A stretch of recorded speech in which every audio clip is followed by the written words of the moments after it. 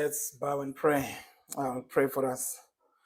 Our dear Heavenly Father, we thank you for gathering us here today and for the privilege of this conference. We are grateful for the fellowship of believers. We are grateful for the opportunity to sit under your word, and we are grateful for the reminder that you have given us everything we need for life and godliness through Jesus Christ our Lord.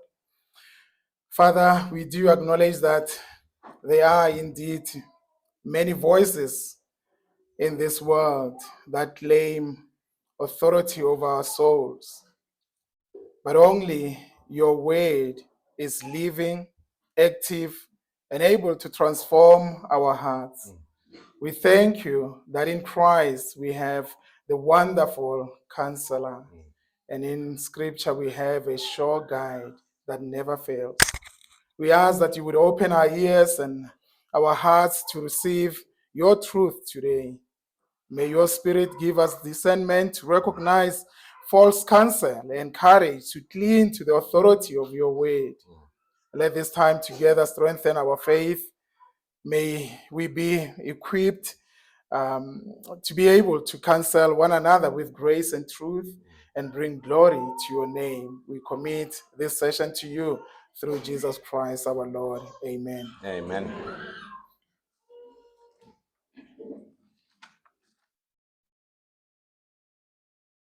The focus of our lesson for this session is about the sufficiency of scripture in counseling. Namhlanje indaba ngifuna sibheke ukwanela komibhalo endabeni yecounseling. Basically, we might realize that we are either being counseled or we are also even counseling others. Siyaqaphela le ndaba ukuthi ngenzeka khona abantu abasikhanselayo empilweni zethu nathi bakhona abantu esibakhanselayo. The question I have is that whose counsel shapes your life and your thinking? Umbuzo enginawo ukuthi ubani lo muntu okukhanselayo anceda ukuqabanga kwakho nempilo yakho. When your heart is heavy and your soul is troubled, where do you turn for guidance? Uma inhliziyo yakho isinda kunzima empilweni yakho ingabe kukuphi la ubheka ngakhona? Is it to a friend? Ngabe ubheke emnganini wakho? To the uncle, that one uncle who knows someone else? O mhlambe ubheka komalume abazi mhlambe abanye abantu nabo? Or you listen to many podcasts? O ulalela ama podcast einkundleni zokuxhumana? Basically, there are a lot of voices that claim that they have authority over your soul. Miningi ke amaphimbo maningi akhuluma ngendaba ukuthi anegunya emphefumulweni wakho. But do they speak with ultimate authority, certainty, or only with shifting opinions of men? Kodwa umbuzo ukuthi nangempela akhuluma ngegunya noma nje ukutshintsha imicabango yabantu na? In our townships and villages, we know that when people wrestle with sickness, either of the body or soul, they often turn to sangomas. Emalokishini wethu nasemakhaya siyazi abantu uma begula babheke esangomeni. They turn to counsel of the witch doctors. Babheka ezilulekweni zabantu abayizangoma nezinyanga. But many of us who are Christians, we do, because we have been influenced by the modern world, we look instead to psychologists, mental health coaches, and even those self-help experts. Ubuningi bethu njengamaKristu ngoba izwe lase-West linemthelela kithi uma sinalezo inkinga sibheka kuma-psychology noma odokotela bengqondo. And as I've said, all these claim the most trusted voices today. Njengoba ngishwile lezi zinto zonke zithi zona zingamaphimbo athenjwe kakhulu. But have you tested their claims against the unchanging authority of God's word? Kodwa ngabe uye wakubhekisisa ukuthi lokho bakushoyo ukuthi bona bathembekile ngabe kuhambisana nezwi likaNkulunkulu na? Could it be that in the very place we seek healing, we are sometimes drawn away from the only one who can only and truly restore the heart? Mhlambe kungenzeka lezo indawo la sithi khona sithola khona usizo indawo ezisusa kuNkulunkulu lo ngasisiza. It is important as followers of Christ Kubalulekile njengabalandeli bekaKristu that we question, we test, we check if truly if these are reliable for life and godliness. ukuthi sizihlole lezinto ukuthi nangempela zibalulekile yini noma zingasisiza empilweni zethu nokuphila ubuNkulunkulu na? Because the issue with every voice is the issue of authority. Ngoba inkinga noma indaba enkulu ngalo lonke iphimbo elikhulumayo indaba isekuthenini ngabe linegunya na noma linagunya. And so our first lesson point would be to look at the challenge of authority, the challenge of authority. Iphuzu lethu lokuqala ngifuna sibheke inselela yegunya. From the word of God, reading from 2 Peter 1 verse 3, read thus. 2 Peter 1 verse 3. Incwadi kaPetro wesibili sahluko sesithathu.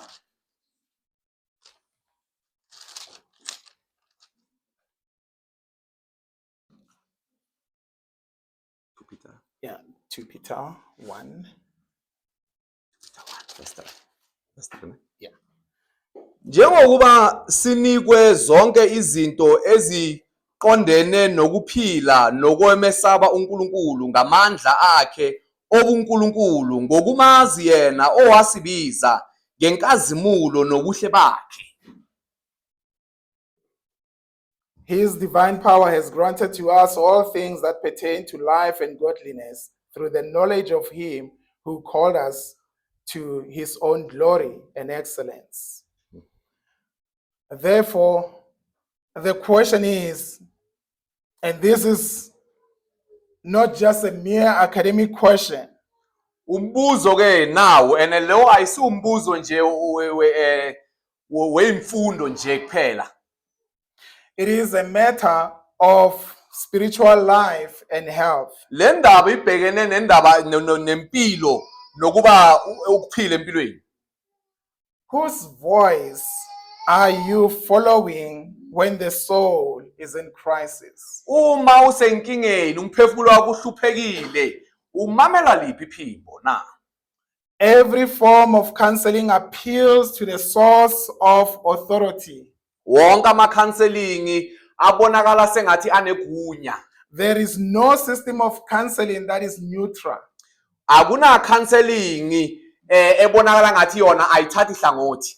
Every worldview leans on an ultimate authority that dictates the answer to life's most pressing questions. Yonke imibono yabantu ezweni ichaza indaba ukuthi yona inegunya iyakwazi ukukhulumisana nempilo zabantu isiza impilo zabantu. So the issue is not whether counseling rests on authority, but whose authority rules. Manje inkinga ayisiyo ukuthi igunya ekalakabani kodwa umbuzo ukuthi lelo gunya elakabani elibusayo. Whose authority rules in your own life? Igunya likabani impilo yakho bani welawulayo uma sewuya ezilulekweni. Some of the authorities, one is in our African context, is authority in traditions and cultural practices. Siyazi emasikweni wethu waseAfrika igunya lisemasikweni wethu.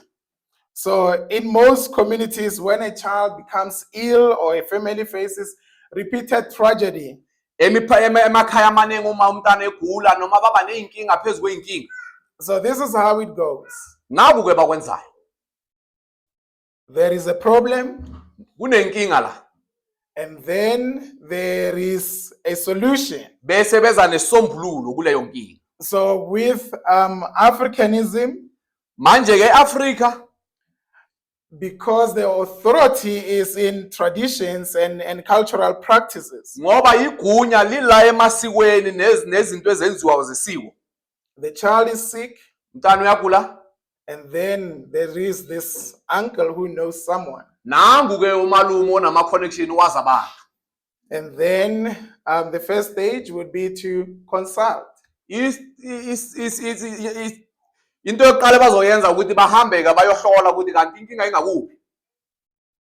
With the consultation, Uma the answer is always that yes, there is darkness upon your life and upon your family. Uma bayohlola ke impendulo lapho bayoyithola ukuthi yebo nangempela kukhona la ife limnyama emndenini wakho.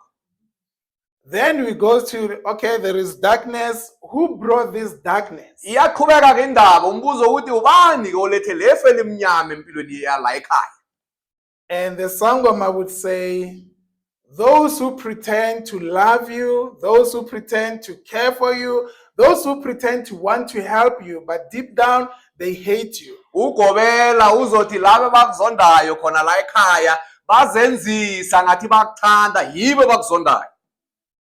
And unfortunately, that would be umama. Can you? Unfortunately, it would be Okay, the okay, auntie yeah. or usually it's the auntie who would be the culprit. Kaningi umamncane ke loyo oba senkingeni enjalo.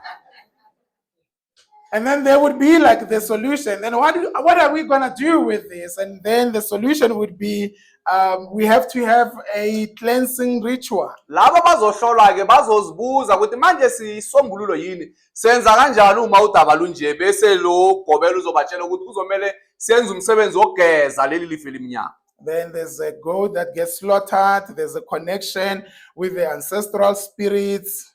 Bese ke kuzohlatshwa ke imbuzi lapho kuqumaniswe ke amadlozi nento enjalo.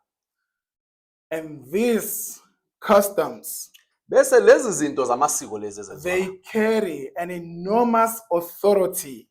They really believe in these practices. yizo ke ezinegunya ngoba labantu bakholelwa kizo lezi zinto. They shape how people interpret guilt, shame, blessing, misfortune. Lezi zinto yizo ezenza abantu ukuthi yonke into bayicabangayo baqabanga kanjalo ngazo lezi zinto ukuthi ukuphumelela kwethu ukungaphumeleli kwethu kuqhumene nalezi zinto.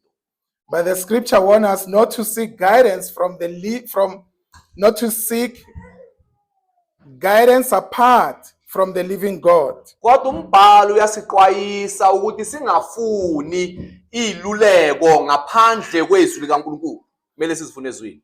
The prophet Isaiah confronts this in Isaiah chapter 8, verse 19 to 20. Umprofeti uIsaiah ubhekana nalo lolu daba. Should not a people inquire of their God?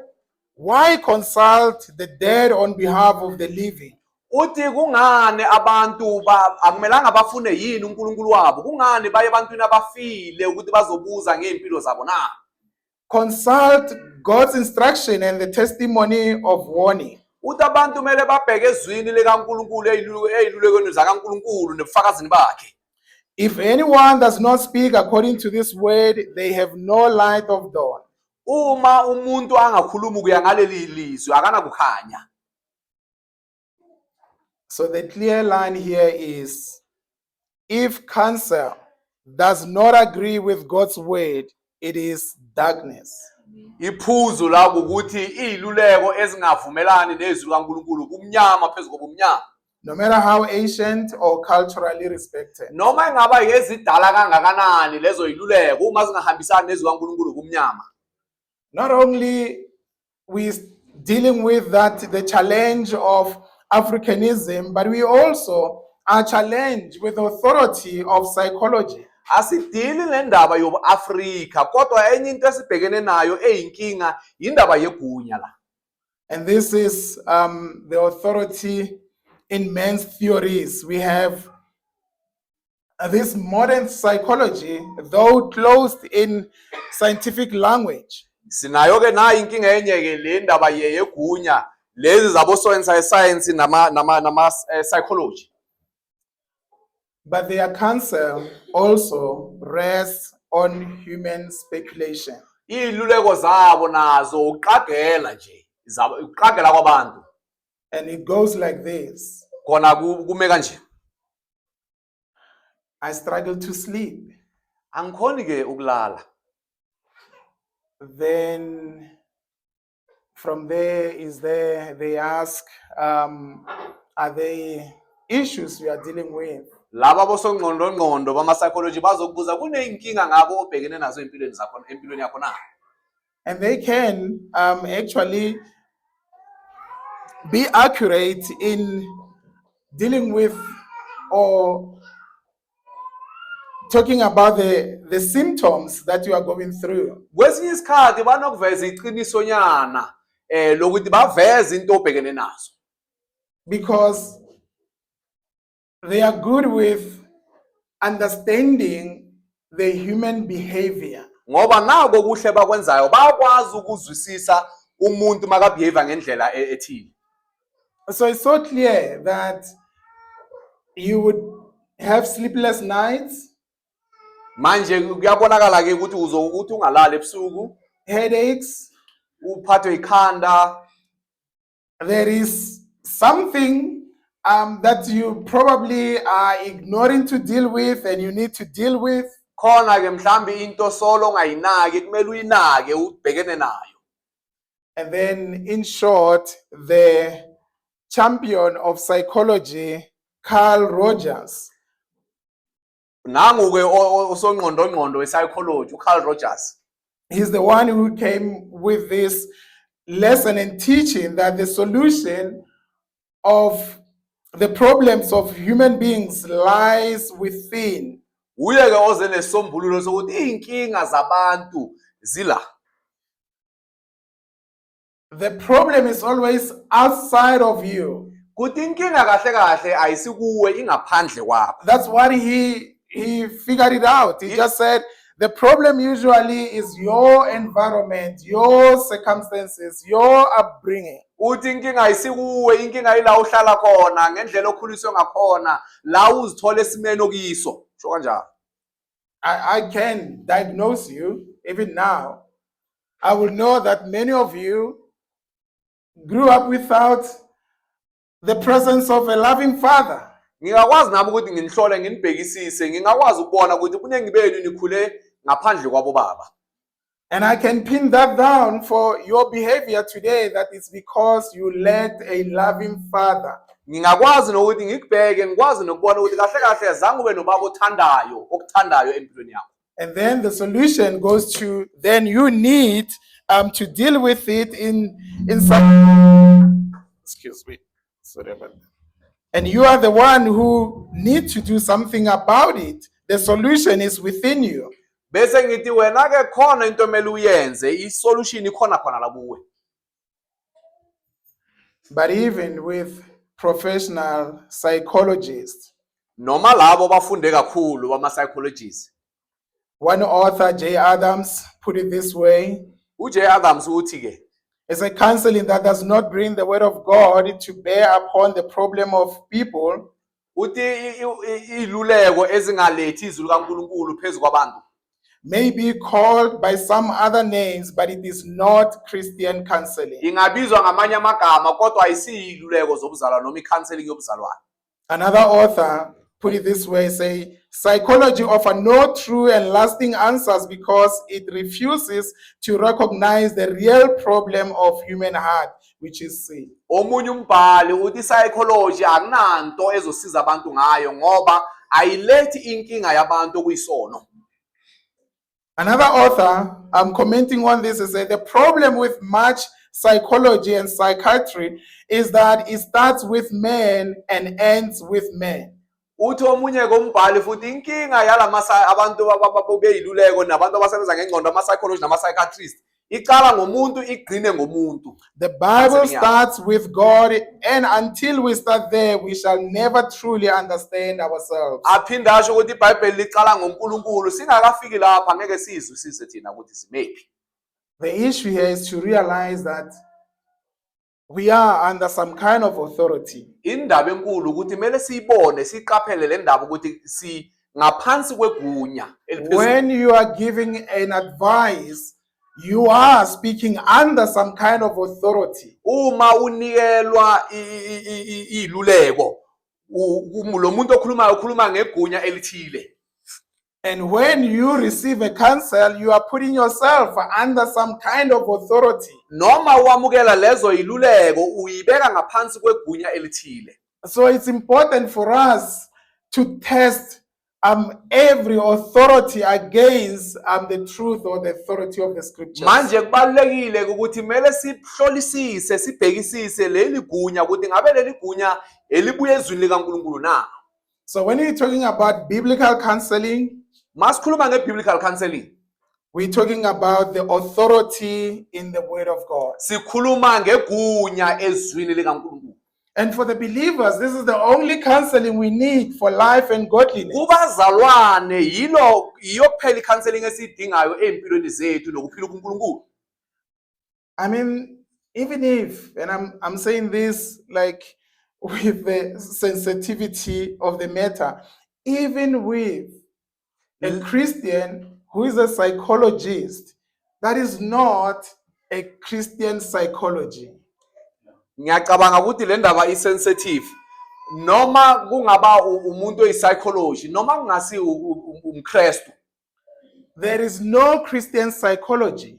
Akuna psychology umKristu. Because basically you are saying I'm mixing what Sigmund Freud has said and the word of God. And once you mix, that is not the authority of God's way. Uma ke umuntu eyipsychology angumKristu kahle kahle uthi yena uhlanganisa izwi likaNkulunkulu naloko kushuwa yilabo ngqondo becounseling. Leyo ke akusiyo indlela kaNkulunkulu. So we do not, much as we don't have like a Christian taxi driver, we don't have a Christian psychologist. Noma singana umzalwane odrive itaxi asinawo umzalwane oyipsychologist. Or the Christian BMW driver. No, or noma lo umzalwane odrive BMW.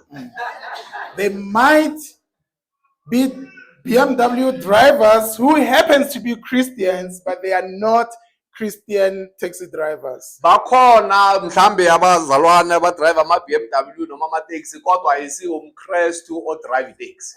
Because the issue is about the authority in your counsel. Ngoba indaba enkulu yindaba yegunya eyilulekweni noma kuleyo counsel.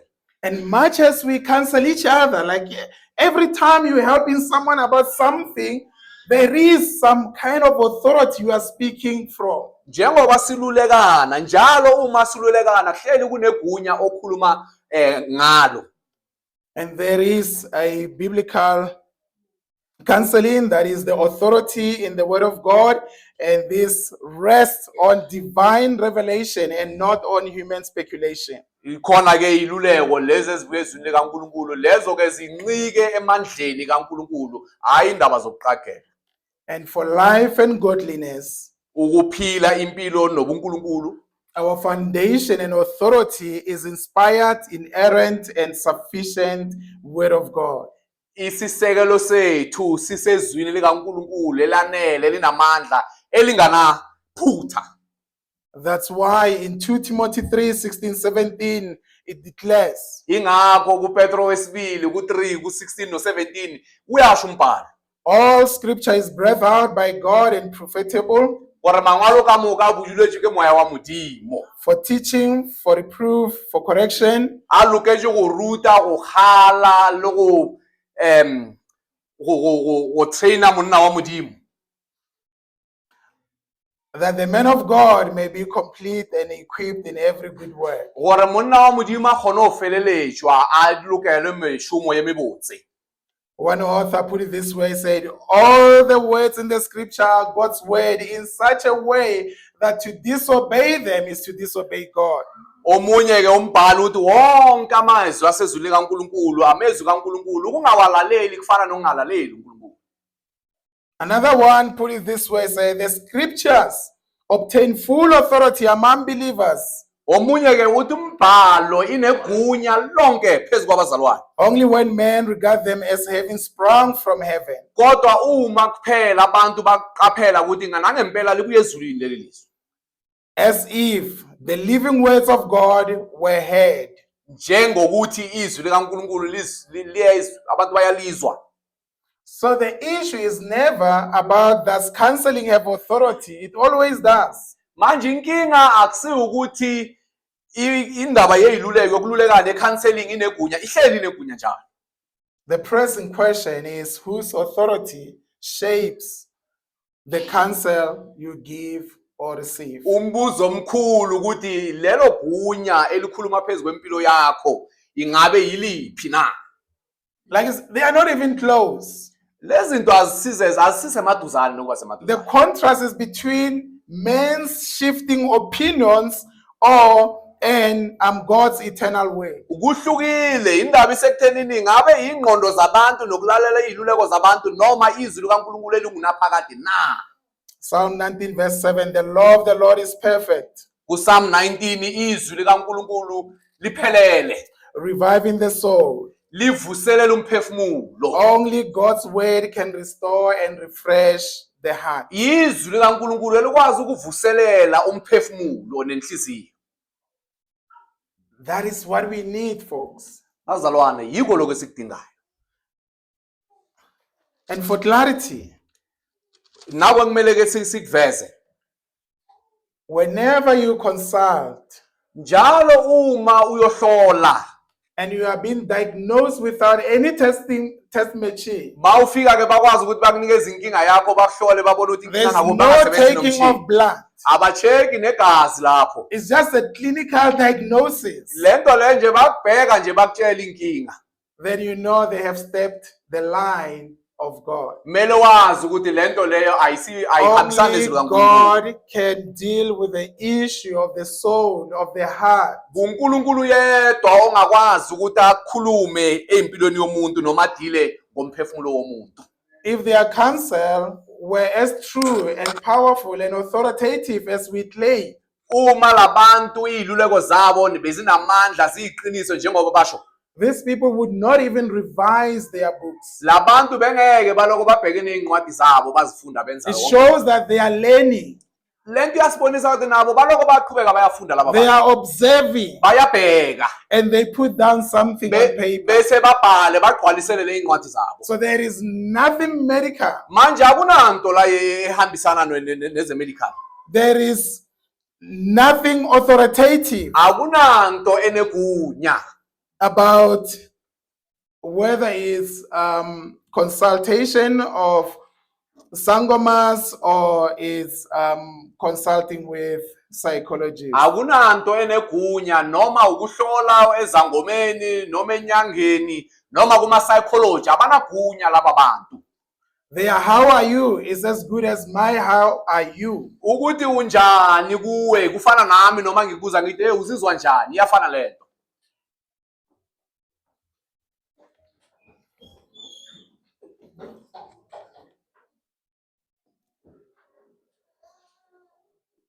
And so lastly, just pointing you to the certainty of the scripture's authority. So just to say, we looked at the challenge of authority. There are many voices. And then I'm bringing now to you to the certainty of the scripture's authority. Into yokuqala sesayibheka inselela yamaphimbo amaningi. Namhlanje ngifuna ukukubonisa ke iphuzu lokugcina ngifuna ukukubonisa isiqiniseko semibhalo. Why is the Bible the final authority for counseling the soul? Kungani imibhalo kuyigunya lokugcina elinegunya empilweni yakho elinamandla empilweni yakho? Because one is because of the inspiration of the scripture. Kungenxa ukuthi imibhalo iphefumulelwe umoya kaNkulunkulu. Paul says all scripture is breathed out by God. Uthi uPaulo yonke imibhalo iphefumulelwe nguNkulunkulu. The Bible did not originate in human imagination. IBhayibheli ayisimicabango yabantu, ayiphume ebantwini. but it's from the mind of God Himself. kodwa iphuma engqondweni kaNkulunkulu. And because of that, the scripture being divine in its origin, it is divine in its authority over us. Ngenxa yalokho ngoba la imbhalo idabuka khona inobunkulunkulu nasegunyeni empilweni yakho inegunya. So when the Bible speaks, God speaks. Uma iBhayibheli likhuluma uNkulunkulu uyakhuluma. And this is why Jesus could say, the scripture cannot be broken. Ingakho uthi uKristu umbhalo awukwazi ukuthi ungalalelwa. The authority of the scripture can be trusted also because of its inerrancy. Igunya lemibhalo ingathenjwa ngenxa yokuthi ayinaphutha. If God is truth, then His word cannot contain error. Ge modimo le nnete gona ge lentšu la gage le ka sebe le fault. We have seen with the inconsistency with psychology. Sibonile ke ukuthi psychology ayinaqiniso. They keep on revising their books from Fred. Then he gives way to Rogers. Fred will say, you know what, man doesn't have a soul. It's just a machine that is being programmed. And then Carl Rogers will say, no, man has a soul, but then his behavior needs to be modified. uCarl Rogers nalo mngani wakhe bahleli baphikisana ngendaba omunye umuntu unomphefumulo omunye uthi akanayo bese babhale baede kule incwadi zabo bazitshintshe kanjalo. But God says, I, the Lord, do not change. Kodwa uNkulunkulu uthi mina uNkulunkulu angiguquki. His words stand unshaken. Izwi lakhe lihleli ukunaphakade. Medical textbooks must be updated. Lama textbook we-medical banjalo bahleli bawa-update njalo. But the Bible has never been revised. Kodwa izwi likaNkulunkulu akaze ke li-updathiwe. The eternal God has spoken once and for all. uNkulunkulu ongunaphakade ukhulumile kanye kwaphelela la. Not only is the Bible true, but it's also sufficient. iBhayibheli alisiqiniso kuphela kodwa lanele. It is enough. Liyanele izwi likaNkulunkulu. It provides everything necessary to address sin, suffering, relationship, brokenness, fear, identity, and hope. Lisinikeza konke esidingayo ukubhekana nesono, nethemba, nokuhlupheka empilweni zethu, nobunzima. iBhayibheli lisinika konke esidingayo nokuthi sibobani, siyaphi, sibuyaphi. As Psalm 1 portrays the blessed man whose delight is in the word of the Lord. uPsalm 1 siyatshela uMahubo ukuthi ubusisiwe umuntu othembele kuJehova. He is like a tree planted by the streams of water. Kuthi lo muntu njengesihlahla esitshalwe ngasemfuleni. He is stable, fruitful, and has this endurance. Lesi sihlahla simila sisikinyeki sithela ithelo siyanyamezela. It is the word, folks, that nourishes the soul. Izwi leli elivuselela imphefumulo wethu. And when a believer struggles with anger, addiction, anxiety, Uma umzalwane ahlushwa yilezi zinto, indaba yokwata, indaba yama addiction nezinto eziningi nje empilweni yakhe. we are not left to guesswork. Aratsho kwalwa fela. God's word offers that clear direction for repentance, faith, and obedience. Lentswe la Modimo le a re shupa gore ke eng se e leng gore se swantse gore se diriwe. In the next 5 minutes, let me give you a quick crunch course of counseling. Kule mzuzu esele ithi ngikunikeze nje kumele ukwenza. I explain what the authority and the biblical counseling is. Sengichazile ukuthi igunya ne-biblical counseling yini. And now, just to help you here. So, the first step, Into yokuqala ke la ngifuna ukukusiza. you need to understand the problem. Kumele uqondisise inkinga. Just listen carefully and ask questions that reveals the heart, not merely the symptoms. Lalela kahle bese ubuza imibuzo ekhulumisana nenhliziyo, hayi nje lokho kubona ngaphandle. So even if somebody would talk about how they suffered growing up, I mean, like even when they like the way I struggled, the way I suffered growing up.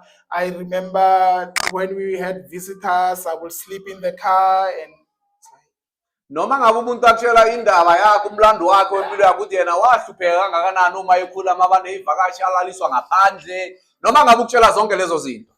and I'm like, in my family, we first saw a car, somebody driving or owning a car around 2025, or 2020, or 2010 or 2005. Lo muntu ungitshela ngokuthi yena bekalaliswe emotweni, mina mangithi ngiyaqabanga ekhaya akaze kube nemoto.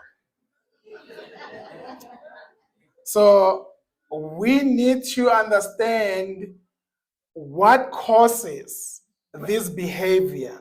Mele si understand ukuthi lezi zinto zibangwa yini ukuthi umuntu ayiphathe kanje.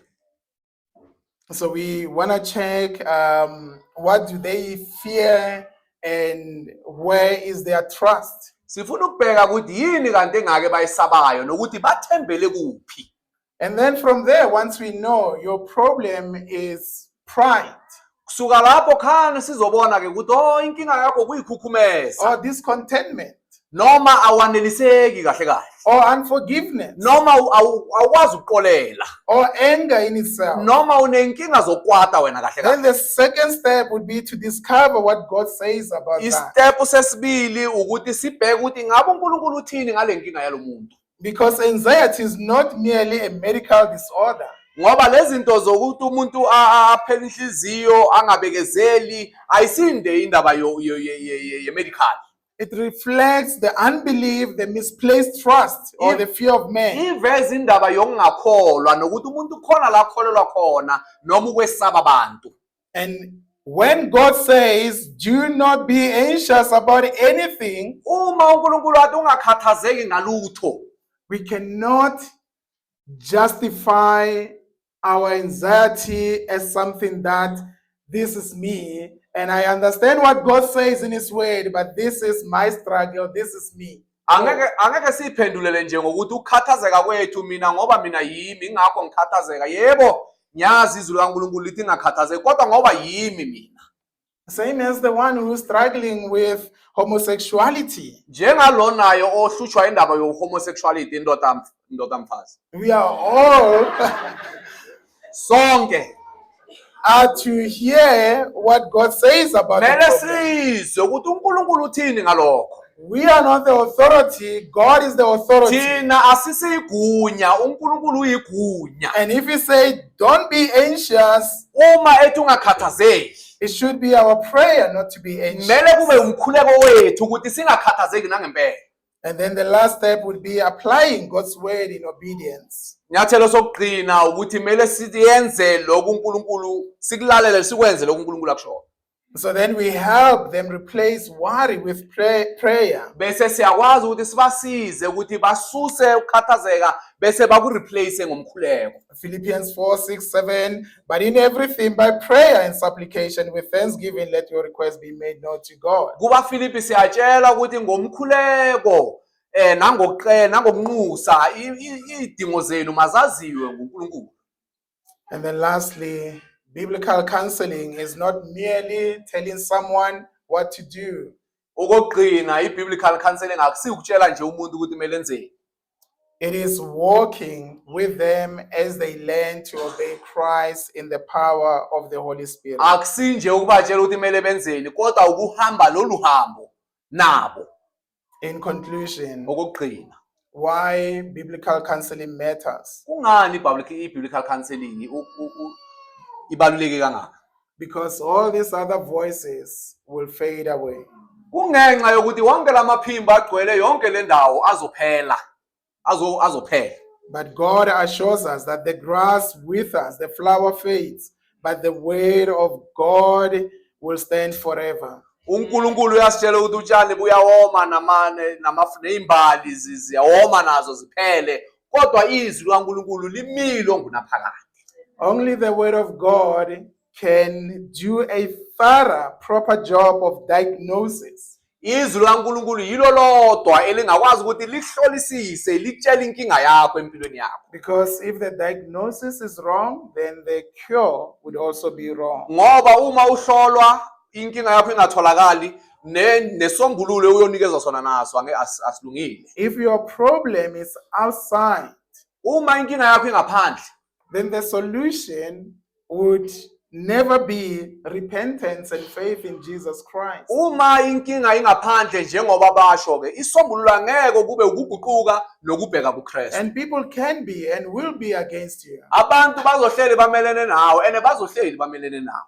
But the Bible, God wants us to respond in a godly manner. Kodwa iBhayibheli uNkulunkulu uphuna siphendule ngokweBhayibheli, siphendule kuya ngezwi lakhe. Verse 7 of Psalm 19, the law of the Lord is perfect, reviving the soul. This is the heartbeat of biblical counseling, bringing God's perfect word to revive the weary, the sinful, and the suffering souls. KumaHubo ku-19 kuverse 7 lithi izwi likaNkulunkulu liphelele livuselele umphefumulo. Yiyo ke indaba enkulu uma sibheke indaba ye-biblical counseling. Yilo izwi likaNkulunkulu elikwazi ukuvuselela umphefumulo obuthakathaka nokhathazekile. The word of God is sufficient for that. Izwi likaNkulunkulu lanele kulokho. Let me close us in prayer. Our gracious Father, we thank you that you have not left us to wander in darkness of human opinion, but have given us your sure and sufficient word. Yeah. We confess that our hearts are often tempted to lean on the wisdom of men, whether the traditions of our ancestors or the latest voices of modern psychology. Yet, only you know the depth of our souls. We pray that by this Spirit, you would expose the false hope we have trusted. Convict us of our sin that only Christ can heal, and anchor our hearts in the gospel of Jesus Christ. May the authority of your word shape the way we think. May it shape the way we live. May it shape our counsel to one another, so that our lives display your glory. Through Jesus, the wonderful counselor and our only Savior, we pray. Amen.